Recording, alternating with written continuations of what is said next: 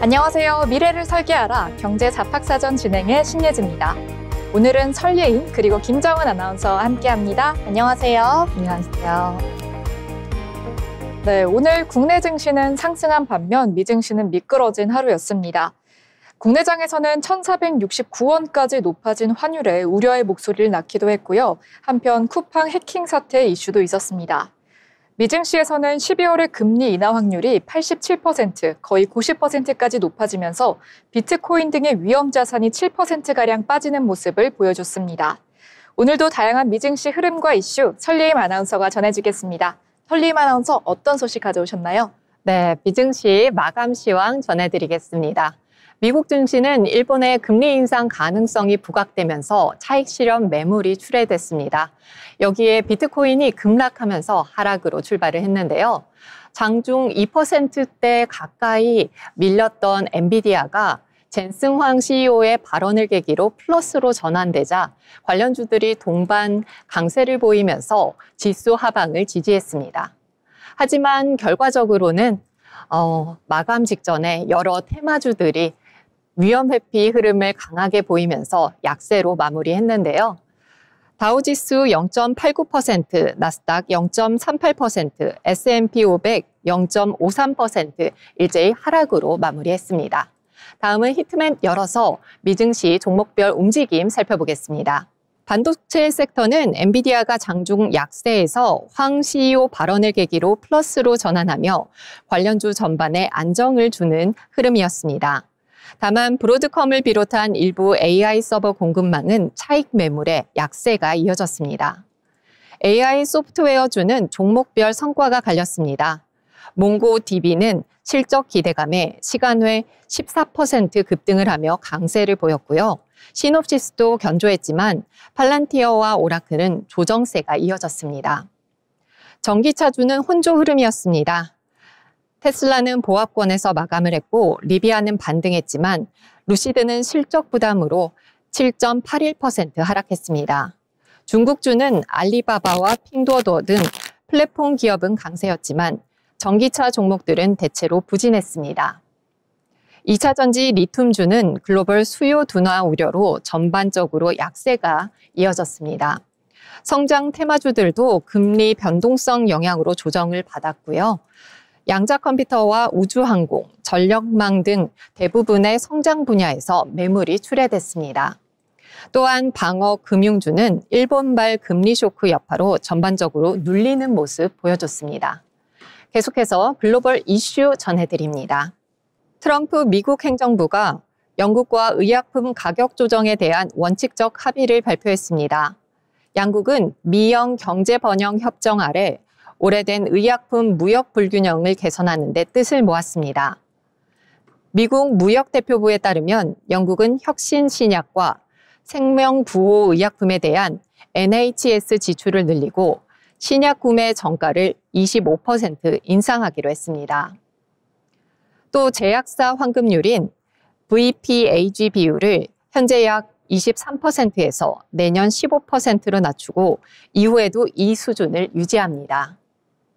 미국은 그 대가로 영국산 의약품과 의료기술 제품을 232조 관세에서 제외하고 트럼프 대통령 임기 동안 영국의 의약품 가격 정책을 301조 조사 대상에서 제외하기로 했습니다. 사실상 추가 관세를 면세하는 조치입니다. 블룸버그는 이번 합의를 양국 간 미해결 과제를 정리한 결과라고 평가했습니다. 미국 측은 이번 조치로 자국 환자의 부담이 줄고 생명과학 산업의 경쟁력이 강화될 것이라고 기대했습니다.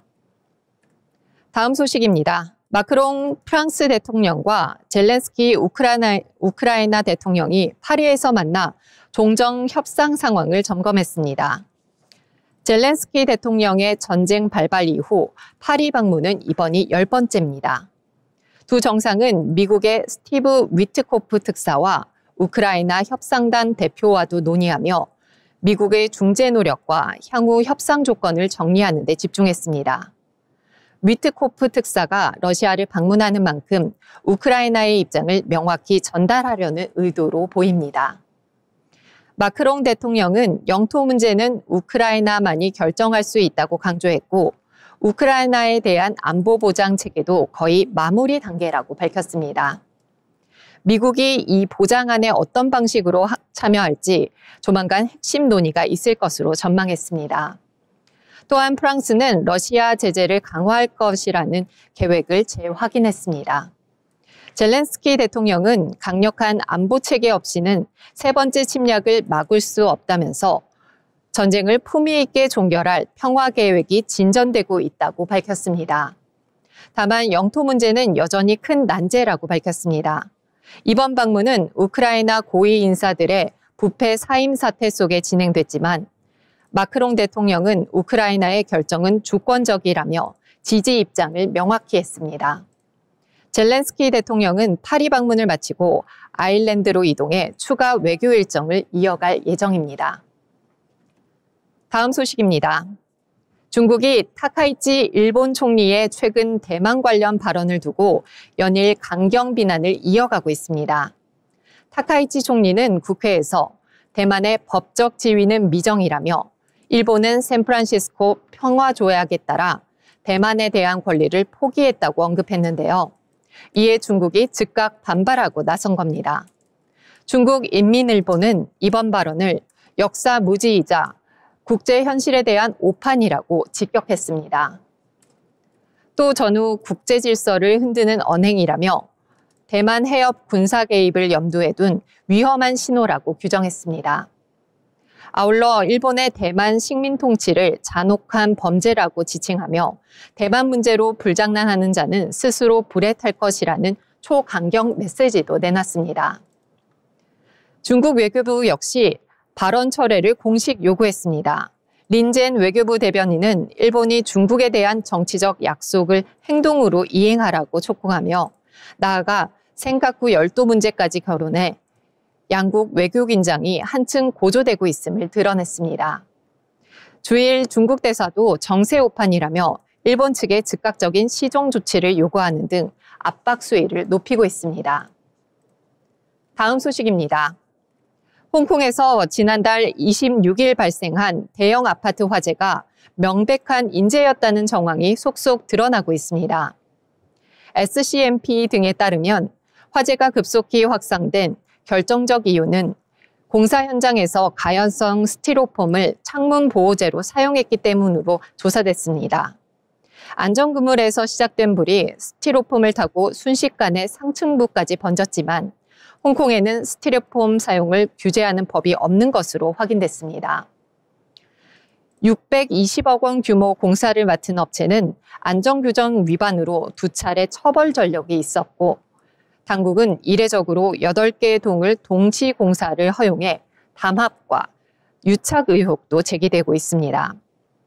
주민들은 화재 위험을 여러 차례 신고했지만 문제가 없다는 답변만 받았던 것으로 드러났습니다. 현장에서는 인부들의 흡연과 화재 감지기, 경보기, 임의 차단 등 안전 불감증이 팽배해 피해를 더욱 키웠습니다. 사고 후 추모 공간에는 시민들의 발길이 2km 넘게 이어지며 슬픔이 계속되고 있습니다. 다음 뉴스입니다. 일본은행이 이달 말 금리 인상 가능성을 시사하면서 글로벌 채권 시장이 크게 출렁이고 비트코인을 비롯한 위험자산 전반에 강한 하락 압력이 이어지고 있습니다. 우에다 가즈오 총리 발언 직후 일본 2년물 국채 금리는 2008년 이후 처음으로 1%를 돌파했고 10년물 금리도 1.87%까지 상승했습니다. 일본 투자자들이 금리 상승을 계기로 미국 등 해외 채권에서 자금을 본국으로 되돌릴 수 있다는 전망이 확산되며 미국과 독일 등 주요국 국채 금리 역시 동반 상승했습니다. 특히 글로벌 안전자산 금리 상승은 위험자산 매도세로 이어지며 비트코인은 하루 새 5.5% 급락, 한 달 누적 하락률은 20%를 넘어섰습니다. 일본 엔화 캐리 트레이드가 청산되면서 매도 압박이 더 커졌다는 분석입니다. 다음 소식입니다. 엔비디아가 현지 시간 1일 반도체 설계 자동화 소프트웨어 1위 기업인 시놉시스에 약 20억 달러, 우리 돈 약 2조 7천억 원 규모의 지분 투자를 단행했습니다. 주당 414달러대에 매입한 이번 투자는 AI 기반 엔지니어링과 디지털 트윈 기술을 강화하기 위한 전략적 제휴의 일환인데요. 양사는 반도체와 로보틱스, 자동차, 항공우주 등 다양한 산업에서 가상 설계와 테스트가 가능한 차세대 AI 엔지니어링 솔루션을 함께 구축할 계획입니다. 독점 논란에 대해서는 두 회사 모두 개방형 협력을 이어갈 것이라면서 명확하게 선을 그었습니다. 투자 소식에 시놉시스 주가는 4.9% 급등했고 엔비디아 주가도 1.7% 올랐습니다. 네, 파월 의장은 블랙아웃 기간이라서 정책과 관련된 어떠한 발언도 할 수 없는 상황인데요. 그래서인지만큼 시장에서는 월스트리트 저널의 티미 라우스 기자의 기사 한 줄, 그리고 파월의 단어 선택 하나에도 과민한 반응을 보이면서 더욱더 변동성이 강화될 것으로 보입니다. 이 점 유의하시면 좋겠습니다. 이상 미국 증시 마감 시황과 함께 글로벌 이슈 전해드렸습니다. 네, 설리임 아나운서가 전해주신 미증시 이슈 잘 들어봤습니다. 중국 쪽까지 짚어주시면서 미국과 중국에서 오늘 자동차 관련주들 모두 주춤한 모습 보였다라는 점 알 수 있었는데요. 한국만 자동차주가 조금 호재로 상승하는 흐름이었습니다. 한편 FOMC에서는 블랙아웃 기간이라는 것을 가지고 있습니다. 연방공개시장위원회 회의를 앞두고 연준 위원들이 대외 메시지를 자제하는 기간을 말하고 있는데요. 이는 금리 인하 여부를 결정하기 전에 시장의 혼란을 최소화하고 투명하고 공정한 의사결정을 내리기 위해서 만들어진 기간이라고 합니다. 앞으로도 연준이 어떠한 금리를 결정을 내릴지 시장의 관심이 주목될 것으로 보입니다. 그럼 이어서 앞으로 모이슈 시간을 이어가 보려고 하는데요. 알아두면 좋은 이슈들을 전해드리는 모이슈 시간입니다. 오늘은 김지영은 아나운서가 준비를 했는데요. 어떤 내용 들고 오셨을까요? 네, 프로야구 선수 출신 양준혁이 근황을 전했습니다. 지난달 30일 방송된 KBS2의 사장님 귀는 당나귀 귀에는 포항에서 3,000평의 규모의 방어 양식장을 운영 중인 양준혁이 출연했는데요. 그는 방어에 미쳐 사는 남자, 모든 것을 직접 다 해야 직성이 풀리는 보스라며 자신을 소개했습니다. 양식장 직원들은 대표님은 잘하지도 못하면서 매번 나서서 직원들을 불안하게 만드는 보스라고 말해 웃음을 자아내기도 했는데요. 양준혁은 이날 대방어 사업을 시작한 계기를 밝혔습니다. 앞서 연매출이 30억이라고 밝힌 양준혁은 줄돔, 광어, 우럭, 전복 등의 사업을 다양하게 해봤다며 선수 시절 벌었던 돈들은 다 투자했는데 폭염 등 여러 이유로 망하기 직전까지 갔었다며 방어를 만난 이후 어려움은 극복하게 되었다고 전했습니다. 약 1만 2천 마리를 양식 중인 그는 내가 키우는 방어에는 절대 돈을 아끼지 않는다며 하루의 사료 비용으로만 약 200만 원을 지출한다고 밝혔습니다. 이어 최근 트럭을 새로 샀고 물차도 새로 주문해놨다. 가격이 트럭은 4천만 원 정도, 물차가 1억 8천만 원 정도라며 놀라운 금액을 전하기도 했는데요. 양준혁은 또한 프리미엄 대방어로 해외에 수출하는 것이 목표라며 실제 싱가포르에서 제안이 들어오고 있는 상태라고 밝혔습니다. 그러면서 구룡포를 살려서 양준혁 관광단지를 만드는 것이 최종 목표라고 덧붙였습니다. 네, 대방어로 큰 돈을 벌어들인 이 야구 선수의 이야기 저도 TV를 보면서 한 번쯤 봤던 내용 같은데요. 특히나 선출임에도 체육 관련 산업을 한 것이 아니라 새로운 산업을 건드린 그 배포가 참 용기 있다고 느껴집니다. 이어서 설리임 아나운서가 오늘장에서 이슈가 되었던 뉴스를 가져왔는데요. 오늘은 어떤 내용들이 이슈되었는지 전해주시죠. 네, 오늘자 뉴스 소개해드리도록 하겠습니다. 최근 고환율이 지속되는 가운데 국민연금을 환율 안정수단으로 활용하는 방안과 관련해 정은경 보건복지부 장관이 경제환경 변화에 맞춰 연금 운영을 고민할 시기라고 밝혔습니다. 정 장관은 국민연금의 해외 자산이 700조 원 규모로 확대되며 외환 시장에 미치는 영향도 더 커졌다고 설명했습니다. 시장에서는 국민연금이 환해지 비율을 높일 경우 달러 유동성이 공급돼 환율 안정에 도움이 될 것이라는 기대가 나옵니다. 다만 정 장관은 환해지 확대가 연기금의 수익성과 안정성에 직접 영향을 준다며 신중한 접근을 강조했습니다. 정부와 기재부, 한은, 국민연금은 이미 사자협의체를 구성해 관련 논의를 시작한 상태입니다. 한편 의대 정원 문제와 관련해서는 지역 필수 의료 인력 충원이 필요하다며 향후 사회적 합의를 거쳐 방향을 정하겠다고 밝혔습니다. 네, 다음 소식입니다. 국내 최대 이커머스 업체 쿠팡에서 3,370만 건의 고객 정보가 유출된 가운데 정부가 쿠팡에 법적 최대 수준의 과징금을 부과할 방침인 것으로 알려졌습니다. 금액은 쿠팡의 지난해 전체 매출의 3%, 약 1조 3,300억 원으로 국내 개인정보 보호 역사상 최대 과징금이 될 전망입니다. 정부 소식통에 따르면 개인정보보호위원회는 사안의 중대성이 매우 크다며 과징금을 최대치로 부과하는 방침을 내부적으로 정한 것으로 알려졌습니다. 대통령실 역시 징벌적 손해배상 체계를 강화해야 한다고 강조했습니다. 현재 정부는 민관 합동조사단을 꾸려 쿠팡에 대한 본격 조사를 진행 중에 있으며 피해 소비자 14명은 쿠팡을 상대로 손해배상 소송도 제기했습니다. 다만 최종 과징금은 매출에서 관련 없는 부분을 제외하고 감경 사유가 적용되면 일부 낮아질 가능성도 있습니다. 네, 지금까지 제가 준비한 뉴스 전해드렸습니다. 네, 설예임 아나운서가 뉴스 잘 전해주셨는데요. 그럼 이어서 김정은 아나운서가 뉴스 전해주시겠습니다. 어떤 소식 들고 오셨을까요? 네, 오늘 제가 가져온 소식은 비트코인 관련주입니다. 전일 비트코인이 8% 이상 폭락하며 84,000달러 부근까지 내려오는 모습을 보였습니다. 이날 폭락의 주 원인으로는 일본의 금리 인상 가능성 때문인데요. 글로벌 투자자들이 금리가 낮은 엔화를 밀려 투자를 진행하는 경우가 대다수이기 때문입니다.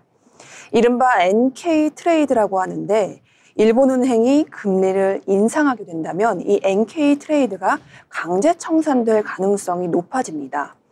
이렇게 청산의 위기에 놓인 투자자들을 향해 코인뷰 공동 창립자이자 투자 분석가인 니퍼크린이 더 큰 변동성에 대비하는 것이 현명하다며 앞으로 추가 하락의 여지가 남아있다라고 야후 파이낸스를 통해 의견을 전했습니다. 네, 다음 뉴스도 같이 전달해드립니다. 메리츠증권 사태인데요. 메리츠증권이 최근 모바일 트레이딩 시스템에서 타인의 거래 내역이 노출되면서 금융감독원이 사실관계 파악에 나섰습니다.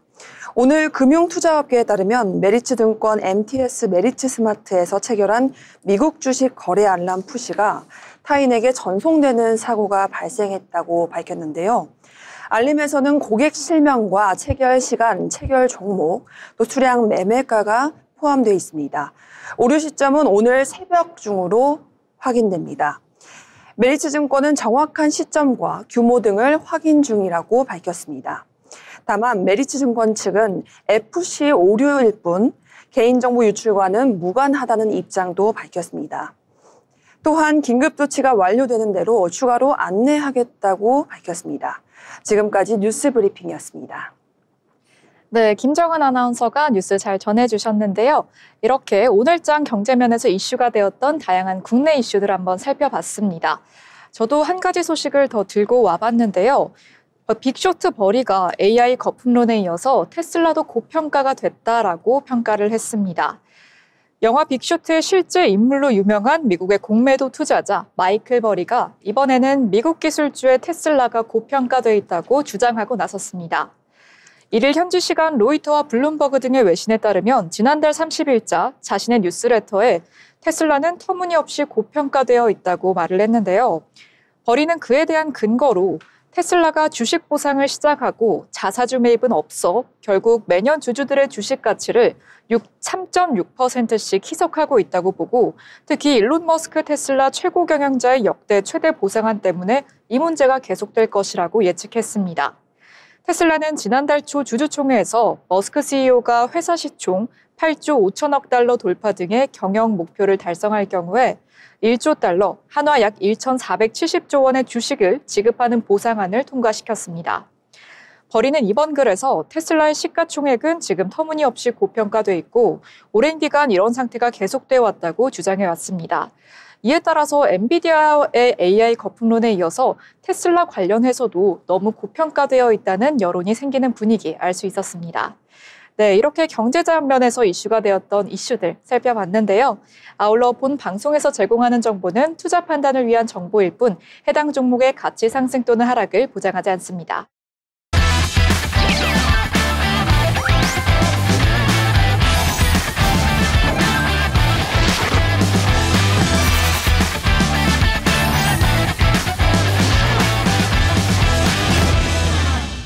네, 이어서 아나운서들의 주식수다 돈의 맛 시간입니다. 오늘 장에서 주목받았던 종목들을 소개해드리려고 하는데요. 특징주에 앞서서 오늘 국내 증시 마감 시황부터 살펴보겠습니다. 네, 오늘 장 국내 증시 활짝 웃었습니다. 오늘 코스피는 외국인과 기관의 매수 우위가 주도한 상승장이었습니다. 외국인은 1억 2,147억 원을 담았고 기관은 3,928억 원을 사들였습니다. 개인은 1억 5,763억을 팔아치운 흐름이었습니다. 장중 최고 3,994선까지 찍었지만 장중 최저 3,935선으로 떨어지는 모습을 보였는데요. 다행히 장중 최고선인 3,994선을 회복하면서 종가 형성했습니다. 오늘 코스닥은 장 초반 낙폭을 키우다가 장 막판에 상승 마감한 하루였습니다. 개인과 기관의 매수세가 상승장을 견인했는데요. 개인이 339억 원, 기관이 1억 330억 원을 사들였습니다. 한편 외국인은 1억 416억 원을 매도하며 장중 최저 914선까지 떨어진 코스피, 장중 최고선인 928선을 회복하며 928.42에 마감했습니다. 오늘 국내 증시, 특히 업종별로는 철도 운송과 전자장비, 그리고 자동차가 강세를 보인 하루였는데요. 미국 정부가 한국산 자동차를 기존의 25% 관세율에서 15%로 낮추면서 한국산 자동차들이 수혜를 받는 흐름이었습니다. 해운업계에서는 벌크선의 수요가 늘어나면서 펜오션 등의 종목이 눈에 띈 하루였습니다. 그럼 시총 상위 종목들 한번 살펴보겠습니다. 오늘 코스피 시총 상위 종목들 살펴보시면 삼성전자 2.58%, 3% 가까이 상승하면서 10만 3,400원에 마감했습니다. SK하이닉스 역시 3.72% 상승하며 55만 8천원을 마감하는 모습 보였습니다. 그 외에 LG에너지솔루션과 삼성바이오로직스 상승하는 흐름을 보였고요. 셀트리온이 0.86% 하락하며 18만 4,200원에 마감하는 모습 보였습니다. 오늘 장에서 주목을 받았던 현대차 같은 경우에 4.52% 상승하며 26만 6천원에 마감하는 모습을 보였습니다. 한편 HD현대중공업과 두산에너빌리티도 상승하면서 해운주와 관련주가 상승하는 흐름을 보였습니다. 이어서 코스닥 시총 상위 종목도 한번 살펴보겠습니다. 코스닥 시총 중에 알테오젠이 마이너스 3.87% 하락하며 52만 1,000원에 거래를 마감한 하루였습니다. 에코프로비엠과 에코프로형제 같은 경우에 0.19% 상승한 에코프로비엠 15만 9,200원에 마감했고 에코프로는 1.18% 상승한 9만 4,100원에 종가를 형성했습니다. 이 와중에 리가켄바이오는 1.99% 하락하며 19만 1,900원 선에서 마감을 했는데요. 코오롱 티슈진과 펩트론 같은 경우에 펩트론은 8.19% 하락하며 29만 1,500원의 종가를 형성했습니다. 오늘 코스닥의 제약주들이 다소 부진한 흐름을 조금 보였는데요. 한편 ABL바이오 같은 경우에 1.58% 상승하며 19만 9,900원 선을 보였습니다. 레인보우 로보틱스는 특히 좋은 흐름 보였습니다. 4.47%, 거의 5% 가까운 상승률 보여주며 44만 5천원에 종가 형성했습니다. 네, 이렇게 코스닥과 코스피, 시총 상위 종목들까지 한번 살펴봤는데요. 이렇게 살펴본 내용줄 중에서는 오늘 국내주 중에서는 자동차가 강세를 보인 하루였습니다. 그럼 설림 아나운서가 가져온 특징주부터 살펴보려고 하는데요. 어떤 종목 들고 오셨을까요? 네, 오늘 제가 준비한 종목 바로 삼형엠텍입니다. 삼형엠텍은 오늘 시장에서 강한 상승세를 보이면서 투자자들의 주목을 이끌었습니다. 한미양국이 조선 원자력, 핵추진 잠수함 분야의 실무 협의체를 조속히 가동하기로 합의했다는 소식이 전해지면서 관련 업종 전반의 기대감이 확산되고 있기 때문인데요. 이번 합의는 최근 한미 정상회담에서 발표된 공동 설명 자료의 후속 조치를 양국이 빠르게 추진하겠다는 의지를 확인한 것입니다. 조선협력 논의가 공식 절차에 들어갔다는 점에서 의미가 굉장히 크다고 볼 수 있는데요. 특히 조선 분야와 함께 핵 추진 잠수함, 전략 선박 관련 협의가 본격화될 수 있다는 기대가 투자 심리를 자극하고 있습니다. 이 흐름 속에서 삼형엠텍이 주목받는 이유, 회사가 국내 주요 조선사 엔진에 공급되는 핵심 구조재, MBS를 제작하는 조선 기자재 전문 기업이라는 점 때문입니다. HD 현대중공업, 한화엔진 등으로 제품을 공급을 하고 있고요. 플랜트 발전 설비 구조대까지 영역을 넓히면서 글로벌 납품도 확대하고 있습니다. 한미 협의체 가동이 본격화되면 조선과 기자재 전반의 수요 확대 기대가 살아나면서 관련 종목들이 동반 부각될 것으로 보여집니다. 그럼 차트 한번 살펴보겠습니다. 오늘 삼형엠텍 시작은 13,500원에 시작을 했는데요. 장중 한때 17%대 가까이 상승을 하면서 15,780원까지 상승했습니다. 그리고 최종 마무리는 14,910원에 종가 형성했습니다. 네, 이렇게 특징주 한번 살펴봤는데요. 삼형엠텍 하면은 한화엔진과 HD 현대중공업과의 연결고리를 한번 빠르게 떠올려 봐야 될 것 같습니다. 그럼 이어서 제가 가져온 특징주 한번 살펴보겠습니다. 제가 가져온 특징주 같은 경우에는 유럽 공장 신설 소식으로 관심을 받고 있는 금호타이어입니다. 금호타이어가 폴란드 오폴레 지역을 유럽 공장 최종 부지로 확정했다는 소식에 상승 흐름을 보였습니다.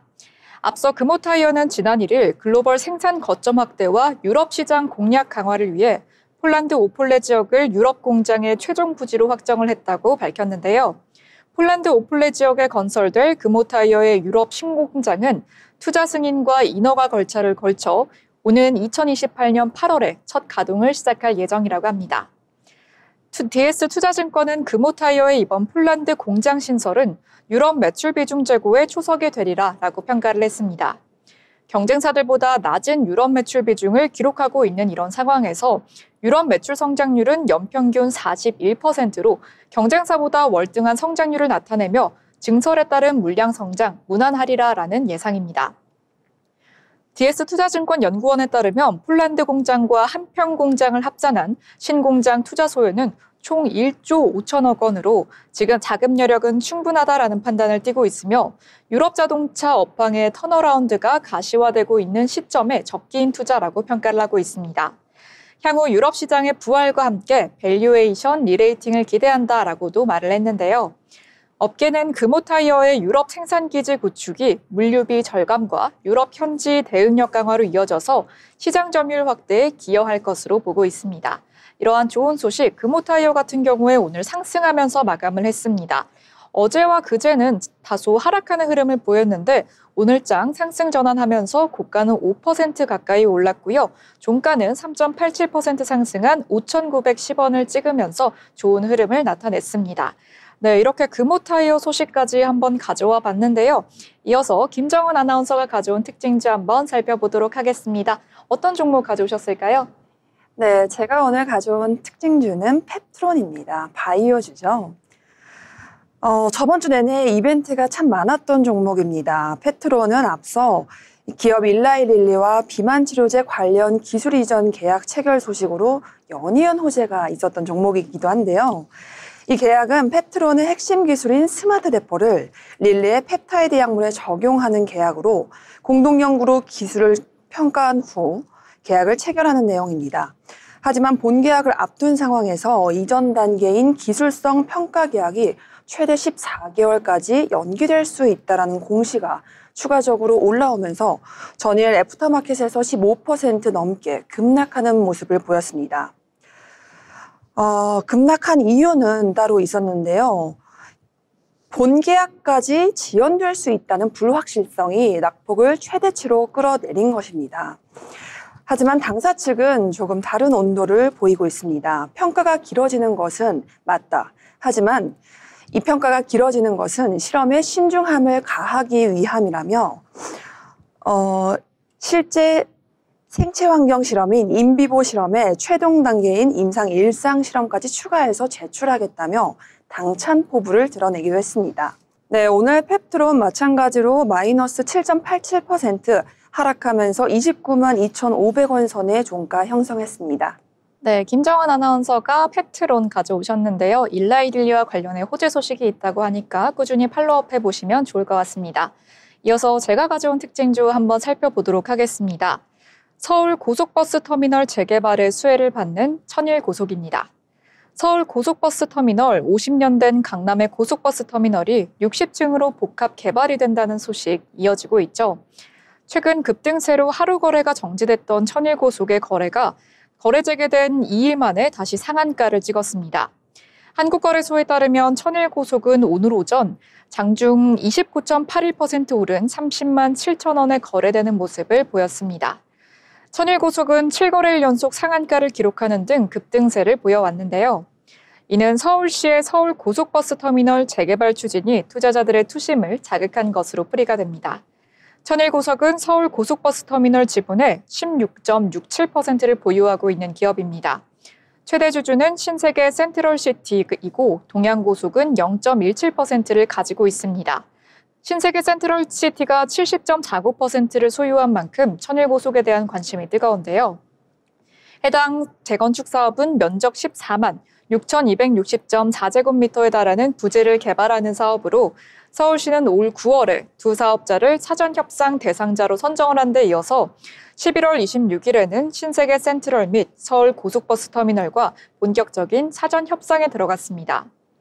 이에 천일고속은 11월 19일부터 25일까지 5거래일 연속 상한가를 찍으면서 거래를 마치는 모습 보여줬는데요. 주가가 단기간에 급등하면서 투자 경고 종목으로 지정됐고 26일에는 거래가 정지되는 모습도 보여줬습니다. 거래 정지 이후 27일과 28일 모두 상한가를 재차 찍었고 1일에는 다시 투자 위험 종목에 지정되면서 거래가 또다시 멈췄습니다. 천일고속이 급등하면서 덩달아 동양고속도 상승세를 보였습니다. 동양고속은 전거래일 대비 3,490원이 오른 16,140원의 거래 이어가는 모습 보였는데요. 상승률로는 27.59%를 보였습니다. 이러한 소식에 천일고속 같은 경우에는 계속 상승하는 흐름을 보였습니다. 최고가인 30만 7천 원을 오늘 찍었고요. 오늘 시가는 25만 6천 원으로 출발해 장중한 때 29.81%의 상승가를 찍으면서 30만 7천 원을 찍었다. 종가는 29.81% 상승한 30만 7천 원에 마감되는 모습도 보였습니다. 이렇게 재건축 소식에 뜨거운 관심을 받고 있는 천일고속 관련해서 살펴봤는데요. 이어서 설리임 아나운서가 가져온 특징주로 마무리해보겠습니다. 어떤 종목 가져오셨을까요? 네, 오늘 전반적으로 자동차 관련주들이 강세를 보이는 하루였는데요. 특히 현대차는 장중 4.7% 상승하면서 강한 흐름 보여주었습니다. 또한 기아와 현대오토에버, KG모빌리티 등도 동반 강세를 보였는데요. 이번 상승의 핵심 배경, 바로 미국의 관세 인하 소식입니다. 미국 정부가 한국과의 무역 합의에 따라 한국산 자동차 관세를 25%에서 15%로 낮추고 이를 지난달 1일부터 소급 적용하기로 하면서 현대차와 기아의 대미 수출 경쟁력이 크게 강화될 것이라는 기대가 커지고 있습니다. 여기에 11월 자동차 수출이 13% 넘게 증가했다는 산업부의 발표, 그리고 최근 원달러 환율이 1,470원 수준까지 상승한 고환율 환경도 수익성 개선 전망을 키우고 있습니다. 수출 비중이 큰 자동차 기업들에게는 환차익이 유리하게 작용하기 때문인데요. 또 현대차는 전기차 이후 핵심 전략으로 자율주행과 SDV 전환을 추진하고 있습니다. 엔비디아 등 글로벌 기업과의 기술 협력도 강화되고 있습니다. 더불어 현대차와 기아의 대규모 자사주 매입과 배당 확대 등 주주 환원 정책 역시 투자 매력을 높이고 있습니다. 이처럼 관세 인하와 수출 호조, 고환율 수혜, 기술 경쟁력, 주주 환원까지 여러 호재가 겹치면서 현대차를 중심으로 자동차주 전반적으로 강세 흐름을 이어가고 있습니다. 그럼 오늘 차트 한번 보시겠습니다. 오늘 현대차 25만 6,500원에 시가 형성을 했는데요. 장중에 4.7% 상승한 26만 7,500원까지 거래가 됐습니다. 그리고 최종적으로는 26만 6,500원 선에서 종가를 형성했습니다. 네, 이렇게 설리임 아나운서가 특징주 마지막까지 전달을 해주셨는데요. 오늘 국내장에서는 자동차주와 해운주가 눈에 띄었습니다. 앞서 언급드린 펩트론의 경우 일라이릴리와의 플랫폼 계약 관련해서 호재를 입다가 기술평가 계약이 최대 14개월까지 연기된다는 공식에 급락한 소식을 전해드렸었습니다. 오늘자 이슈가 되시는 특징주 보면서 투자 판단에 참고해 보시기 바랍니다. 이어서 알아두면 좋은 기업 소식을 알려드리는 기업 로그 시간입니다. 오늘은 김정은 아나운서가 소식 가져왔다고 하는데요. 어떤 기업일지 참 궁금합니다. 어떤 기업 소식 가져오셨을까요? 네, 오늘은 기업 정보로서 마이크로 스트래티지 소식 전해드립니다. 마이크로 스트래티지, 티커명 MSTR인데요. 이 MSTR은 1989년 설립된 미국의 기업으로서 원래는 기업 대상의 모바일 소프트웨어를 제공하던 회사였습니다. 그러나 2020년부터 과감히 전략을 바꿔 회사 대부분의 자산을 비트코인으로 보유하는 비트코인 투자 회사로 변경했습니다. 이에 따라 스트래티지의 주가는 비트코인 가격과 함께 연동되면서 움직이고 있는데요. 사실상 비트코인에 투자를 하면서도 상승을 좌우되고 있다는 점에서 운명의 공동체라고 불리기도 합니다.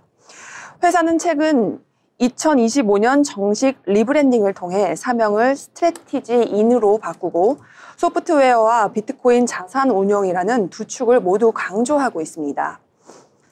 이처럼 전통 소프트웨어 기업에서 암호화폐 자산 보유 1위 기업으로 극적인 변화를 겪은 것인데요.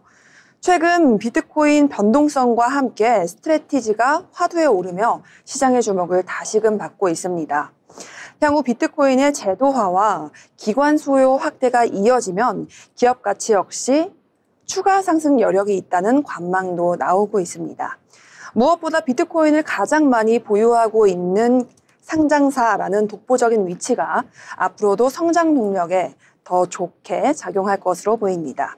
이상 마이크로 스트래티지의 최근 이슈와 미래 전망 알려드렸습니다. 마이크로 스트래티지에 대한 내용을 한번 잘 들어봤는데요. 마이크로 스트래티지, 이제는 사명이 스트래치인으로 바뀌었다라고 합니다. 관련한 최근 소식을 함께 전달을 드리고 싶은데요. 비트코인이 폭락하면서 투자자들이 새로운 암호화폐 겨울이 오는 것을 우려하고 있다고 합니다. 미국의 월스트리트 저널이 보도했는데요. 2일 비트코인은 한때 8% 이상 폭락을 하면서 8만 4천 달러가 붕괴했었습니다. 지금은 8만 6천 달러의 거래가 되고 있죠.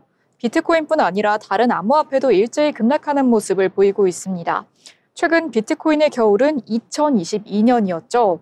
당시 비트코인의 가치는 무려 80%나 폭락을 했었습니다.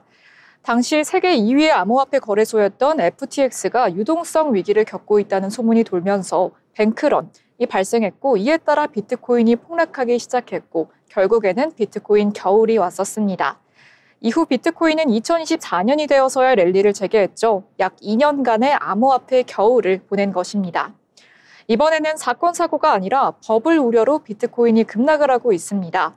지난 10월에는 12만 6천 달러를 돌파했고 사상 최고치를 경신한 비트코인, 이후 버블 우려로 꾸준히 하락을 하고 있습니다. 의미심장한 것은 세계에서 가장 많은 비트코인을 보유하고 있는 오늘 소개해 주신 스트래티지인에서 비트코인 매각을 검토하고 있다는 사실입니다. 스트래티지는 지금도 비트코인을 매집을 하고 있는데요. 그러나 마이클 세일러 CEO가 비트코인 가격이 회사 시가총액을 하회할 경우에 비트코인을 내다 팔 수도 있음을 시사했습니다. 한편 비트코인을 중심으로 한 기업 전략이 글로벌 시장에 주목을 받고 있는데요. 특히 마이크로 스트래티지와 아이렌은 비트코인 하면 떠오르는 대표적인 기업이라고 합니다.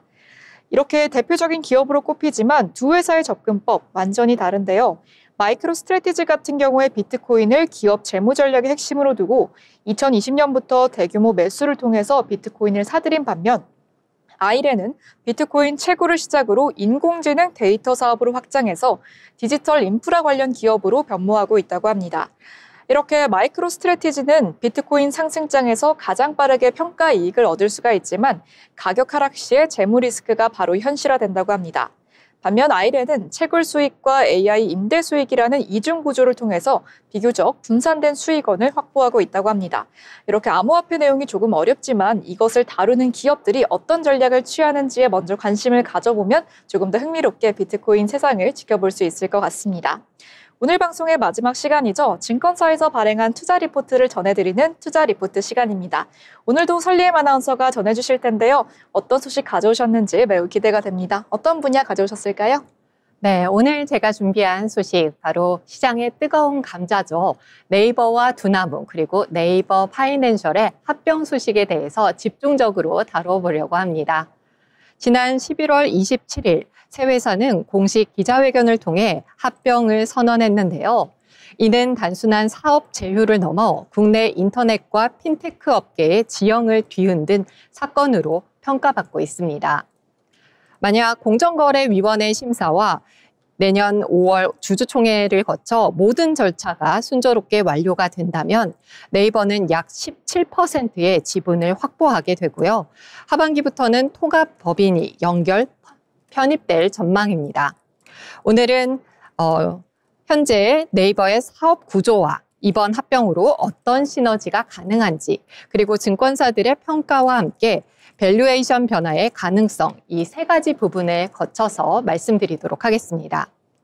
먼저 네이버는 이미 검색, 커머스, 컨텐츠, 결제, 클라우드, AI 등 다각적인 사업 포트폴리오를 보유한 국내 대표 플랫폼 기업입니다. 하지만 국내 시장에서는 경쟁이 점점 치열해지고 있고 글로벌 빅테크와들과의 규모 투자 격차도 벌어져 왔습니다. 이 때문에 네이버는 단순한 포털이 아닌 플랫폼, 핀테크, 컨텐츠, 기술 이 모든 것을 아우르는 글로벌 수준의 복합 플랫폼 기업으로의 도약이 절실했고요. 그 해답이 바로 이번 두나무 합병을 통해 나왔다는 것이 시장의 평가입니다. 다시 말해서 합병은 네이버에게 단순한 사업적 확장이 아니라 생존과 성장의 구조적 전환이라는 의미를 갖습니다. 그러면 이번 합병을 통해 만들어낼 시너지에 대해서 말씀드리도록 하겠습니다. 합병이 완료되면 네이버와 두나무, 네이버 파이낸셜이 가진 강점을 통해서 다음과 같은 강력한 시너지를 낼 수 있는데요. 먼저 네이버가 보유한 검색과 커머스, 결제, AI 인프라에 두나무의 블록체인 기술과 가상자산 생태계를 결합하면 한국에서는 유일한 웹2 그리고 웹3 통합 플랫폼이 탄생하게 됩니다. 이는 단순한 NFT나 암호화폐 지갑을 넘어서 결제와 금융, 커머스, 컨텐츠 모두를 연결하는 거대한 생태계가 될 수 있습니다. 계속해서 신사업에 관한 부분입니다. 합병 후 네이버페이를 기반으로 한 간편 결제와 두나무의 디지털 자산 기술, 그리고 네이버의 사용자 기반이 결합하면 스테이블 코인, 디지털 자산 커스터디, 토큰화된 자산 금융 등 새로운 금융시장 진출이 현실화될 수 있다는 전망이 매우 큽니다. 이런 신사업은 단순 미래 먹거리라는 수준을 넘어서 규제 완화가 이루어지면 바로 수익화가 가능한 사업 모델이 될 수 있습니다. 네이버는 이미 수천만의 국내외 사용자 인프라, 결제 인프라, AI 인프라를 모두 갖추고 있고 두나무는 가상자산 시장에서 높은 유동성과 기술력을 지닌 기업입니다. 이 결합은 단순한 시너지보다 훨씬 더 강한 네트워크 효과를 창출할 수가 있는데요. 이는 금융시장은 물론 글로벌 디지털 자산 시장에서도 의미가 크다는 평가입니다. 마지막으로 합병으로 인해 네이버는 단순 포털 커머스 기업이 아니라 AI와 금융, 블록체인, 컨텐츠 이 모든 것을 품은 메가 플랫폼 기업으로 재탄생하게 됩니다. 이 가능성의 밸류에이션이 반영이 되면 지금보다 훨씬 높은 프리미엄이 붙을 수가 있습니다. 물론 모든 변화가 순탄한 것은 아닙니다. 현재 이 합병은 공정거래심사와 금융당국 심사가 남아있고요. 합병이 최종 승인될 때까지는 일정한 불확실성이 존재합니다. 또한 두나무의 가상자산 중심 사업 구조는 여전히 변동성과 규제 리스크에 노출되어 있습니다. 합병이 완료되더라도 실제 수익 전환과 사업 확장의 속도는 시장과 규제에 크게 좌지우지될 수가 있는데요. 시장에서는 벌써 일부 투자자들이 단기적으로 차익 실현에 나서며 주가에 변동이 있었습니다. 결국 이 합병은 단기 실적보다는 중장기 구조 변화와 시너지 실현 여부에 달려 있다고 볼 수 있습니다. 현재 주요 증권사들은 이번 합병과 향후 밸류에이션 재평가 가능성에 대해 긍정적인 평가를 내놓고 있습니다. 하나증권은 합병 이후 네이버를 디지털 자산 관련 신법 수혜주로 분류하며 투자 의견 매수, 목표 주가 35만 원을 유지했습니다. 한국투자증권은 이번 합병을 구조적 전환의 첫 걸음으로 평가하며 목표 주가 33만 원을 제시했습니다. 다만 일부 증권사와 시장 참여자들은 규제 심사와 디지털 자산 사업의 불확실성을 이유로 신중론을 유지하고 밸류에이션 변동 가능성을 경계하고 있습니다. 요약하면 대부분의 증권사는 이번 합병을 긍정적인 구조 변화로 보고 있으며 밸류에이션 재평가의 여지가 충분하다고 판단하고 있습니다. 지금 이 시점, 네이버가 단순히 포털 커머스 기업을 넘어서 AI와 웹2, 웹3, 금융, 컨텐츠 이 모든 것을 아우르는 한국 유일의 복합 플랫폼 기업으로 거듭나는 전환점입니다. 만약 합병이 승인되고 글로벌 디지털 자산 시장과 블록체인 기반 금융시장이 제도적 안착을 이룬다면 네이버는 국내를 넘어서 아시아, 더 나아가 글로벌 시장에서도 의미 있는 플레이어가 될 수 있습니다. 투자자 입장에서는 단기적인 숫자 변화보다는 플랫폼과 금융, 웹3, AI라는 미래 성장 엔진이 제대로 가동될지를 보기 좋은 시점이라고 할 수 있습니다. 네, 마지막으로 정리해서 말씀드리면 네이버와 두나무의 합병, 단순 제휴가 아닌 구조적 전환이라고 말씀드립니다.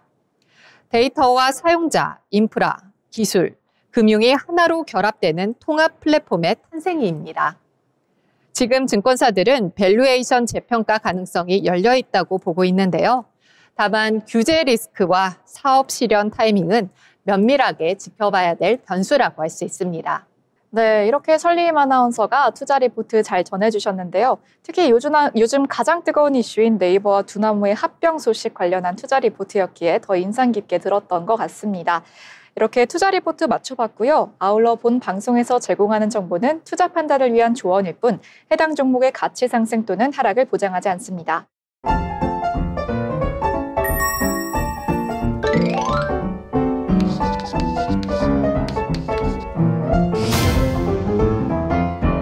네, 오늘 코너의 마지막 순서죠. 오늘 장을 한 줄로 정리해보는 한 줄 평 시간입니다. 오늘 많은 소식 전해주신 설리임 아나운서에게 먼저 여쭤보고 싶은데요. 오늘 장 어떻게 정리하고 싶으신가요?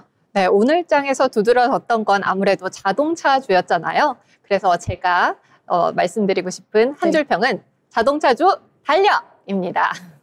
네, 자동차주 달려. 네, 아주 좋은데요. 자동차주가 아주 호재를 보이면서 네, 좋은 흐름을 보였던 것 같습니다. 저는 요새 물가가 오른 것이 좀 체감이 되는데요. 소비자 물가는 2달 연속 2%를 찍었고 석유류는 고환율 영향으로 5.9% 가까이 올랐고 커피가 15%, 쌀은 18%가량 상승했습니다.